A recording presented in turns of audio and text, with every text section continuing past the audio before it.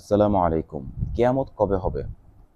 অনেকেই এটা নিয়ে খুব বেশি পেরেশান যে কিয়ামত কবে হবে। দেখুন, কিয়ামত কবে হবে এটা নিয়ে আমাদের পেরেশান হওয়ার কোনো কারণ নাই। কিয়ামত যখন হবে তখন হয়ে যাবে। আমি আপনি কি আমল করছি এটা হচ্ছে সবচেয়ে বড় বিষয়। ঠিক আছে?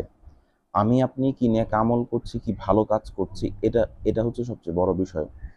কিয়ামত কবে হবে না হবে এটা নিয়ে চিন্তায় পড়ে থাকার কোনো কারণ নাই। আরেকটা জিনিস দেখেন, আমেরিকা, উন্নত বিশ্ব যারা আছে, আমেরিকা, ইউরোপ, ওইখানে কেয়ামতের কোনো আলামত নাই।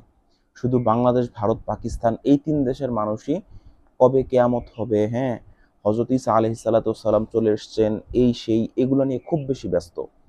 বিষয়টা হচ্ছে কি, দেখুন, এইসব বিষয়ের মাধ্যমে আপনার মাইন্ডকে ডাইভার্ট করার চেষ্টা করা হচ্ছে। আপনার মাইন্ডকে অন্যদিকে নিয়ে যাওয়ার চেষ্টা করা হচ্ছে। আপনি কাজ করেন, আপনি ভালো, ভালো কাজ করেন, মানুষের জন্য কাজ করেন, ইসলামের জন্য কাজ করেন, আপনি হারাম থেকে বেঁচে থাকেন। কেয়ামত যখনই হোক, আপনি আপনার অবস্থা ভালো হবে।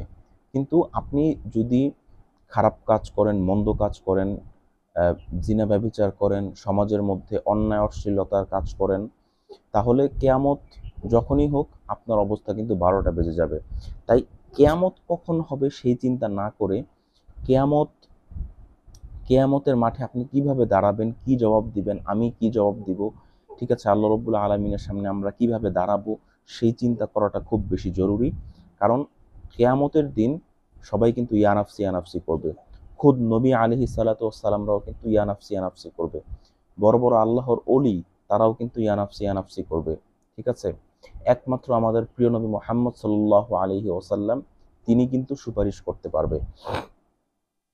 আর বাকি যত বড়, বড় নবী আলাইহিস সালাতু ওয়াস সালাম ছিলেন, তারা সবাই কিন্তু ইয়া নাফসি, ইয়া নাফসি করবে। তাই কিয়ামতের দিবসকে নিয়ে এত বেশি ফ্যান্টাসিতে ভোগার কোনো কারণ নাই। কিয়ামত দিবস প্রত্যেকটা মানুষের জন্যই খুব ভয়ংকর হবে। ঠিক আছে? খোদ যারা নবী আলাইহিস সালাতু ওয়াস সালাম, তাদের অবস্থা যদি এই অবস্থা হয়, আমার আপনার অবস্থা কি হবে একটু খালি চিন্তা করেন। ঠিক আছে?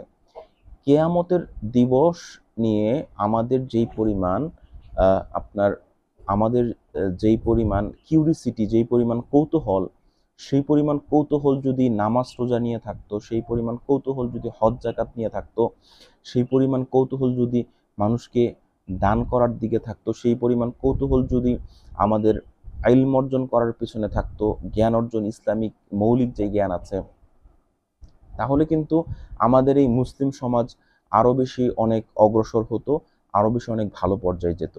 কিন্তু আজকে আমরা শুধুমাত্র নিজেদেরকে কিছু, কিছু আ আ বিষয়ের প্রতি আবদ্ধ করে রেখেছি। সেই বিষয়গুলো আমরা জানি, বু বু জানি, না জানি, বুঝি, না বুঝি, শুধুমাত্র সেই বিষয়গুলো নিয়ে আমরা পড়ে থাকতে চাই। এটা করলে কিন্তু হবে না প্রিয় ভাইয়েরা আমার। আমাদেরকে অবশ্যই জ্ঞান অর্জন করতে হবে এবং ভালো, ভালো কাজ করতে হবে।